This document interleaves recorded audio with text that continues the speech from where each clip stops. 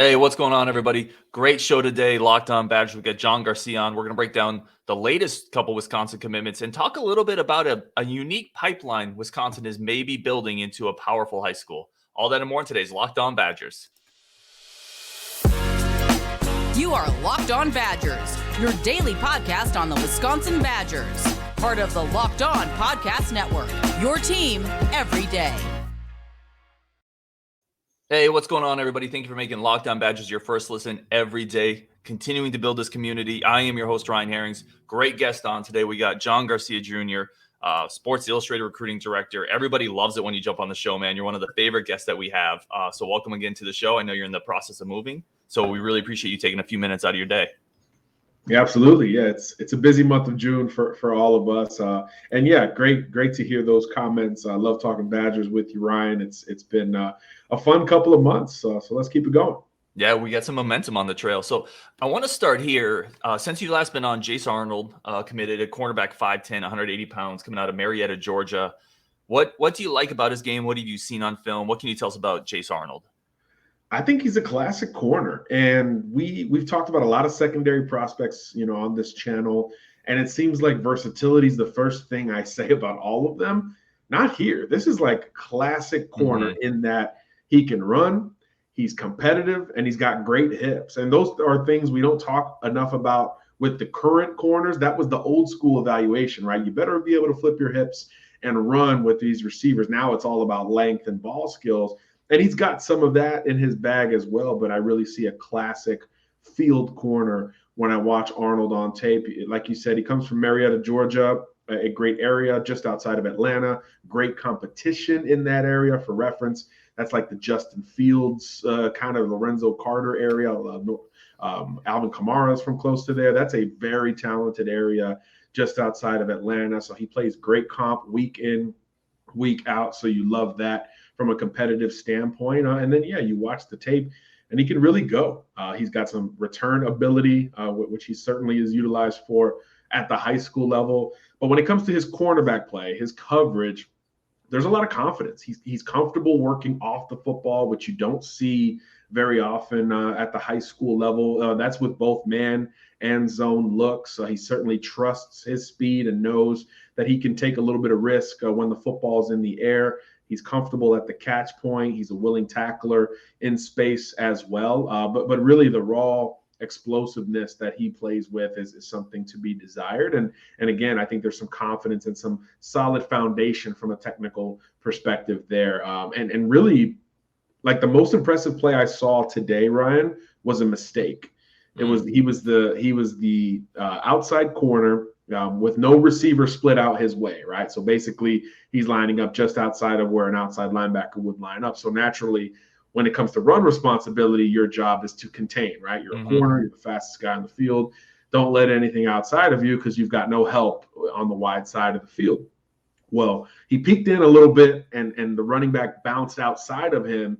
And I'm like, oh my gosh, why is this on his tape? Like, this is not a good look. Yep. And here we go. And then he flips his hips and chases him down like 10 yards down the field, which I'm not describing it the best way, but that shouldn't happen. Basically, if you get outside of a corner who's pinched inside as a running back at a high level in a state like Georgia, that's a touchdown.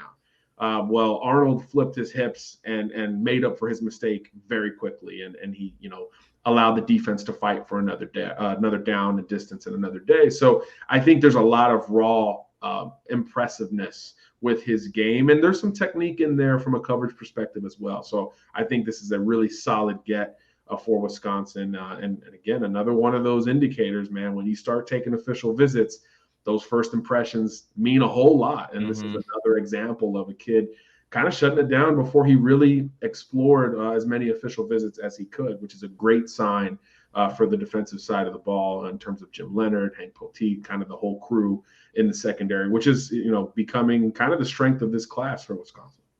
Yeah, it's a great point. We talked about this earlier, that first visit setting the bar, and this definitely feels like a case where, because again, you enlightened me on this, because I was always like, you want the last visit, the last impression, and this is definitely for a couple players now, they've gone there and been like, oh, yo, Madison's the place. And it's a great point on your part to bring that up. With Arnold, he's a high 3, low 4-star type of a prospect if you look at the variety of recruiting rankings out there. Listed offers, I want to ask you this. So there's listed offers to, Georgia, Florida. How should fans, and I'm asking kind of for myself too, how should fans interpret listed offers? Because we all know that not every listed offer is a real offer. Yeah, I think it's really one of two ways. You either take it verbatim, which you probably shouldn't, or you kind of look into the offers, I would say. Look, everybody has a recruiting board, and for every school in America, it changes very quickly, right? As evaluations come and go. So early on, if you start piling up scholarship offers, you're probably a very athletic prospect. You have shown something that people are willing to buy into long term. And then thereafter, it starts to really get crafted, right? So even kids who have 40 offers, 40 schools aren't calling these kids every day. Right. It starts to get narrowed based on the schools much more so than the kid himself. Now, in this case, it looked like Jace was being recruited by a lot of these schools into this part of the recruiting cycle, into the spring and into the summer months, particularly some of the lower end SEC programs, the ACC programs. It looks like most of these schools were still relatively active. I don't know about Georgia in this conversation. Florida has been in and out with him to a degree. So once you look into it, you realize, yeah, of course, some of these offers aren't what they were the day they were extended, but they certainly were still in the ballgame. And I think that's where you take away that, hey, this is legitimately going down into SEC and ACC country and plucking a great prospect, a promising prospect who can really run, who can really cover. And I think just those two things alone is such a necessity in this day and age. So yeah, offers are great, and saying, hey, he picked Wisconsin over Georgia, Florida, blah, blah, blah, looks good on paper for sure. And regardless of how true to the decimal that is, I think you still view this as a really strong pickup and a good move for Wisconsin to, again, push into different pipelines. We've talked about Florida. We've talked about the Midwest and kind of keeping local kids home, but getting down into Atlanta, the traditional South still matters for everyone. If you can recruit the Atlanta metro, you can recruit anywhere in the country. And I think Wisconsin has long showed that they can do that. Well, and the other thing I would say, to some degree, I think people overcomplicate it. And I've probably been in that boat as well in terms of, is this offer actually real? Having Georgia interest to me feels like a pretty big deal, a pretty big validation check mark, which I think is kind of what you're saying as well. Just we don't need to overcomplicate it. That interest is there from these big time schools, and it is a bit of a validation check. The last thing I kind of want to talk about with Jace, we saw the special teams ability, we saw the boundary ability. I think he can play in the slot as well. This guy, Wisconsin has had issues getting the uber athletic players that can at least kind of match up with the Ohio States, right? That can at least kind of match up. To me, this is a step in that direction. And then Braden Marshall, if they can land him, is also a guy who has that short area explosiveness. Do you see kind of an athletic uptick? And I think you mentioned already, based on some of the other prospects that are coming in with Jace, with Braden, maybe even with the Khalil Tate, if they're able to land him as well.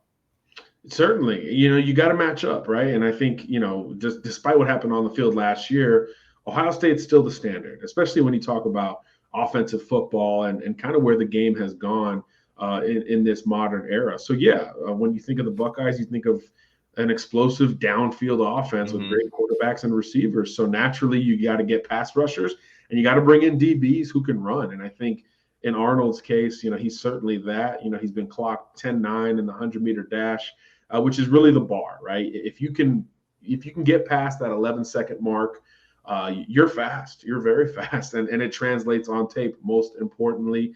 And I would say compared to, I think, all four of these Ohio State receiver commitments, I think I would take Arnold in a race between him and the four Ohio State receiver commitments. Now, most of them are bigger, maybe more physical than Arnold from a height and weight standpoint, but in terms of straight line speed, he's at least as fast as that entire group. And that's probably a good starting point for Wisconsin in trying to combat these guys. And look, a lot of schools don't like to talk about it, right? Because you're kind of admitting that, hey, it's not just about what we want to do. We are keeping an eye on others, but that's good business, right? In any sense. So they won't admit it, but you have to think about those things in recruiting. It's just become a part of the strategy and the roster management conversation. So yeah, if you're in the Big Ten and you want to win it, you're probably going to have to get past Ohio State at some point. It's pretty simple to look at. So that's the program that you begin to build to be. And I think you just talked about Georgia and how even their interest is a validating offer. I mean, Kirby Smart has admitted, like, hey, we were building kind of the next Alabama because that's where I came from. That's what works. So he was building a program to eventually beat them. And it took a while. But obviously, once you get over that hump, it's kind of all downhill from there. And that's where Georgia's at this moment. So that is a big part of college football right now. And I think for the Big Ten, it's got to be looking up at Ohio State, to start with. I think every Badger fan stood up in their. I did when he said, "Yeah, I think Jace is faster than any of the Ohio State receivers." I was like, "I'd take him right now." Yeah, I would. I'm going to title this show "John Garcia says Ohio State receivers are slow." No, that's a great. That's a great snippet so far. Just the committed ones. Look, they're not known as speed guys, but they're very good. I mean, look, I think Carnell Tate and Brandon Innes are maybe the two best receivers in America. So look, speed isn't the only thing in the conversation, and they're not slow, but Jace Arnold could run. That was the point to emphasize him in that conversation. But yeah, absolutely. I think they're going to be okay. All right, guys, coming up, great conversation about Jace Arnold, by the way. Coming up, we're going to talk about Trech Kekahuna, pick John's brain a little bit and get into some Hawaii recruiting. I think Wisconsin's doing some interesting stuff there. So that's going to be coming up next. Today's show is brought to you by BetOnline. BetOnline remains your number one source for all your sports betting needs, information, future wagers, prop bets. It's all right there, guys. The website is easy to use, super intuitive to go through. And it's not just one sport. It's any sport you want to get into off season or during the season. Great time if you're a football fan, look at some futures. We talked about Wisconsin over under 8.5. Y'all know where I sit on that. I'm sure John agrees they're going to go over. I haven't asked him that question yet, but I'm sure he's right there. We've talked about futures for the NFL. Who do you got in the NFC? Who do you got in the AFC? I've told you, I think the 49ers are a smart play. They got to the NFC Championship last year with Jimmy Garoppolo. They're going to be better with Trey Lance at the quarterback spot. I'm telling you that right now. Baseball's going on. Pennant race is heating up. Tons of action on this, guys. And you do it responsibly, but take $5, $10, and you can have a great time trying to predict what's going to happen next. Have some fun with your friends. Go to the website today. Use your mobile device to learn more about the trends in action. BetOnline, where the game starts. Thank you guys again for making Locked On Badgers the first listen every day. So appreciative of everyone that's been following the show, leaving great reviews. Really, really humbling by that. And we're going to bring John back into the show. John Garcia, Sports Illustrated recruiting director, Locked On's recruiting insider. And John, I always try to do this, give you the floor for a few minutes. If you're anything you're working on, how can people follow your work more closely? Yeah, real simple. We're tracking all the quarterbacks. That's really kind of ground zero for where we are this time of year. Of course, Arch Manning just verbally committed. So a lot of dominoes are falling. A couple other kids are coming off the board in the next few days, it feels like. So a lot of quarterback talk at SI.com and check out our work on social media as well at SI All-American across the board. That's awesome. Definitely something. I was on there today, actually. I was looking at their top 100 and perusing through some articles. So I want to get into the next player that's committed since we've been able to talk. That's Trech Kekahuna. I think I have the name down at this point. Slot receiver, kind of a well-built slot receiver, not a slight guy, coming out of St. Louis, Honolulu High School in Hawaii. What do you think about his game, kind of that recruitment, and what his fit is at the college level? You talk about modern football, and my gosh, slot receivers are, I think, along with tight ends and smaller, faster edge rushers, those are like the trendiest positions to really focus on, right? I mean, you look at the NFL, and it's Tyreek Hill and Jalen Waddle and Elijah Moore. These smaller, shiftier receivers are really changing the scope of football altogether, especially the ones who are quicker than fast, who can break down a defensive back or an overhang defender or a sub defender in space. And that's exactly what we see from Trech. I mean, this kid is cat quick. He has a plan when he comes off the line of scrimmage, and he played against some really good competition last year. I think the bulk of his tape, at least at the beginning from what I saw, is against Bishop Gorman High School, which is really the school on the West Coast outside of the state of California. That's like the first school that probably comes to mind for most folks in recruiting. A lot of famous college and NFL alumni from that program, and he's cutting up the whole secondary, and that secondary is loaded, right? Well, their starting safety last year signed with USC, Zach Branch. or excuse me, his brother Branch. And then, their top corners committed to Georgia right now. Right. Justin Rhett. So you talk about, multiple high level secondary prospects, and there's Trech in the slot, just cutting them up, getting them to turn their hips the way he is dictating at the line of scrimmage and at the top of the route. And then he's closing and making nice catches thereafter. So I think he's a crafty, extremely quick and calculated slot receiver. And that's really what you don't think about with the Badgers. You don't think about those positions. You think of big boundary receivers, tight ends maybe, but not these counter players who can play in space. So I think he provides some extra juice in that department. I think he's got a really high floor. Like you said, he's not a tiny guy. I think we improperly diagnose slot receivers as small receivers. And it is the case sometimes, but not here. Trech is a big physical kid. He's a really good blocker from what I see on tape as well. And he's not afraid to put his head down and make some yards after contact with that physicality. But really what strikes you is his ability to put a route together, really cut up a defender and make those intermediate routes look kind of easy. And I think every school, every offense needs that type of weapon to succeed in this day and age of offensive football. Yeah, he definitely feels like the type of guy, because I'm going to piggyback on a point I think that you made that was really good in terms of Wisconsin hasn't had a lot of this type of a player, right? And he feels like the type of a guy who could complement everything else, and on 3rd and 5 is just going to be a nightmare. He's going to run a 7-yard out or a quick slant or a dig. It's just someone who's going to move chains consistently at the college level if he develops correctly. I wanted to ask you about the St. Louis High School itself, the school in Hawaii. Wisconsin has gotten a couple guys out of there. Nick Herbig obviously was a big-time player who's still starting for the Badgers. The safety that transferred in that from Utah, Leteau, is from that high school. Now they've gotten Trech. They're on a 24 kid. What is it like? I want to start here. What is it like recruiting in Hawaii? Is there a program that owns that state? And then what is St. Louis High School like, that big powerhouse high school? Well, yeah, St. Louis High School in Hawaii is like a modern day or IMG in the States or in the continental United States. It's the school, right? It's where the conversation begins. Marcus Mariota's from there. Tua Tagovailoa's from there. It's been a borderline factory for the best high school football players in the state of Hawaii. And obviously, it's not easy to recruit, right? It's an island.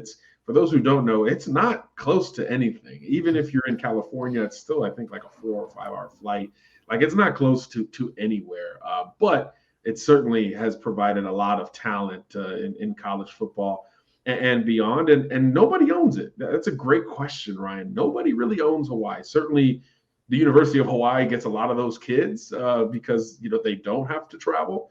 But if you look at the best players from the state, and I was scrolling this earlier, I've actually got it up right now, commitments are in all over the place. Arizona State, Utah, Stanford, Arizona, Oregon, Wisconsin, as you mentioned, with the most recent.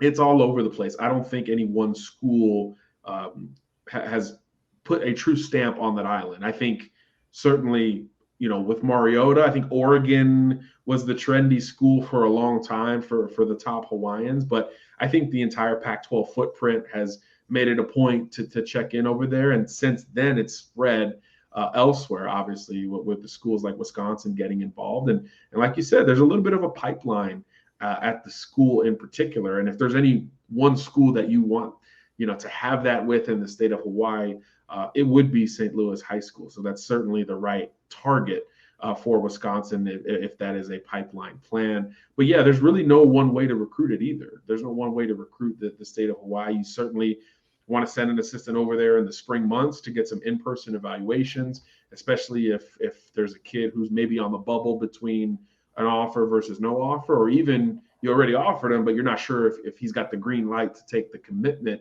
or not. I do think this time of year is really paramount for kids in Hawaii, because during the season, when these coaches are on the road evaluating, you don't have a lot of time. You got to get back to Madison in this case, well before the game kicks on Saturday. So if you're taking a flight from Chicago or, Philadelphia, you can zip on over and be good late Friday night or the wee hours of Saturday morning.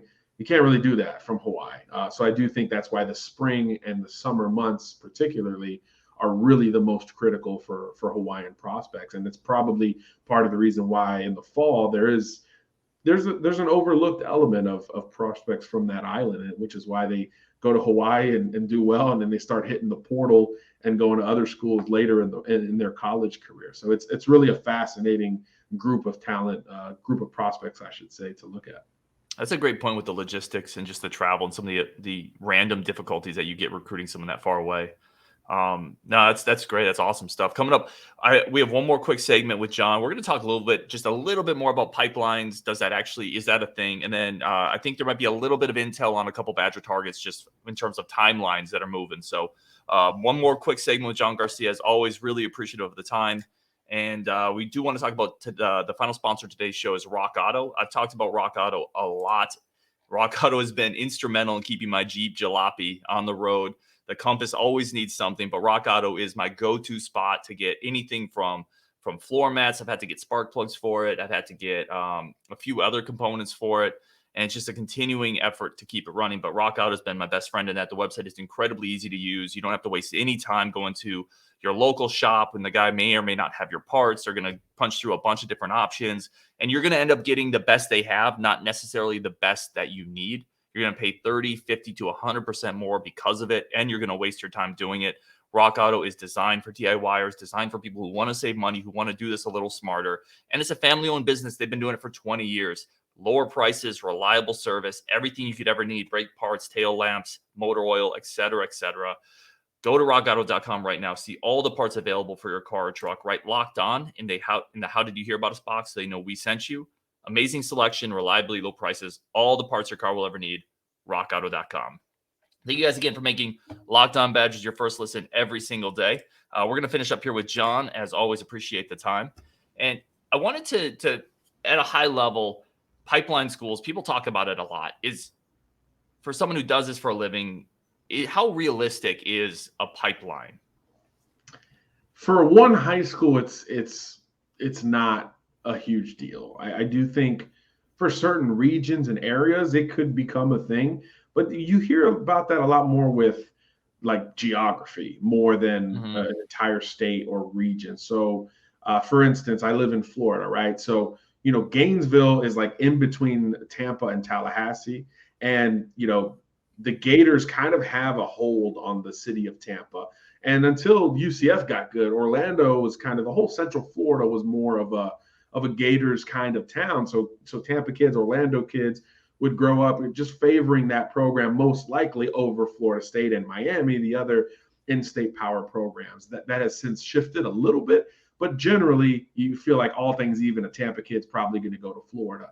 So I think those things exist to a certain degree all over the country, but it's really hard to pin it down to one high school in particular. And this is, of course, not including like the IMG academies of the world that are pulling in top recruits from wherever they're from. So you look at a school like Mater Dei, right? Number one school in the country last year. I think SB Live just put out their Power 25 for the preseason. Mater Dei is number one.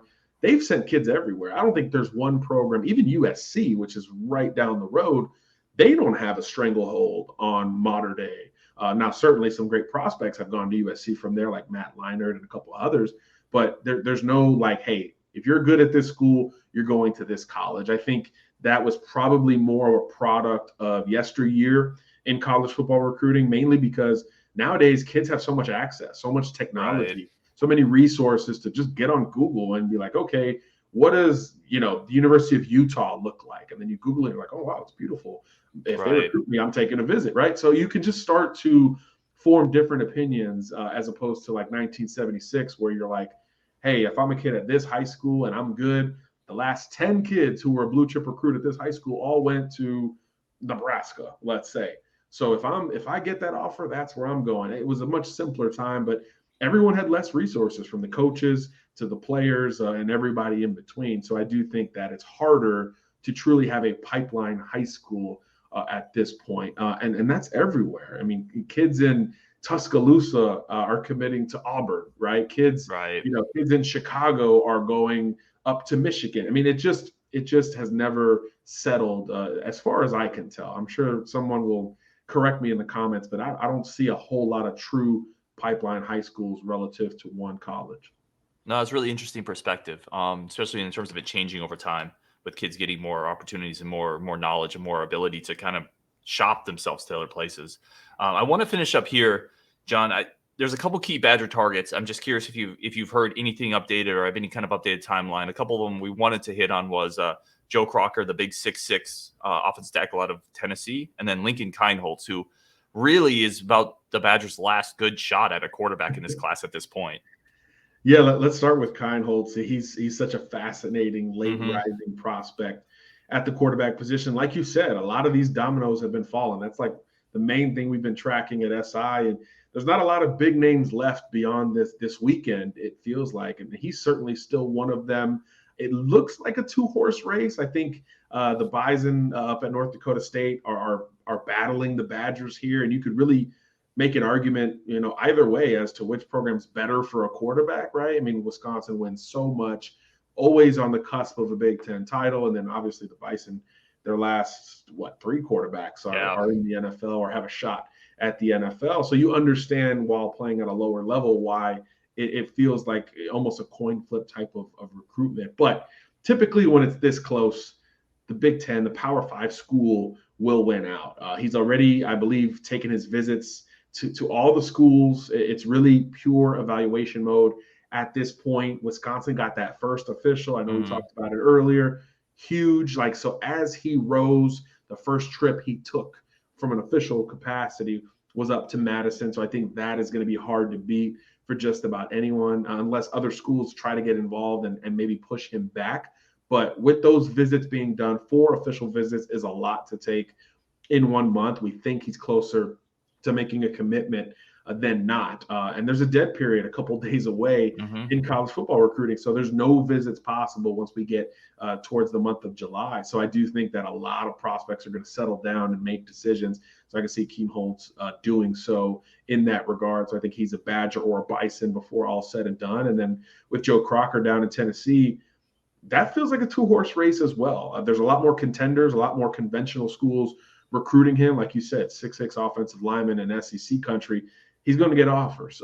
So that one is a little bit more widespread at the beginning, but now it feels more narrow. It looks like Michigan State is the primary competition for Wisconsin, and that's where he's going to be this weekend for, I believe, his final official visit. So same deal. Wisconsin got him on campus first, and we'll see how that perceived lead stacks up weeks later before he makes a decision. And again, Crocker looks like he's going to come off the board before the high school football season begins. If that's the case, I do like where the Badgers sit, although Michigan State is getting hot on the trail they are as well. I mean, I think they're maybe the hottest team in the Big Ten in terms of 5 years ago versus today. It seems like they're trending way up overall. So you certainly would understand them getting involved and earning commitments based off of some of those things. So that will be another coin flip, really intense battle.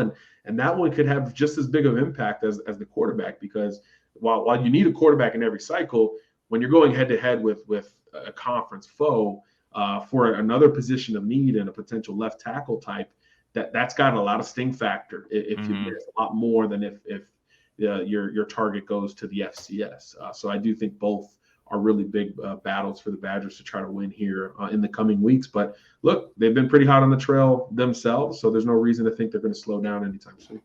No, it's two big battles for sure. And you probably don't know this, but I'm going to give you the other reason why the Crocker one's interesting if it comes down to Wisconsin, Michigan State. A couple years ago, Michigan State paid more to lure Wisconsin's recruiting director coordinator out of his role at Madison, brought him up to East Lansing. Saeed Khalif is up there, and he's built a pretty good recruiting department. But he was a Wisconsin guy that Michigan State, just pried out of Madison. So there's been a long contentious thing among Badger fans of, should we have paid him more?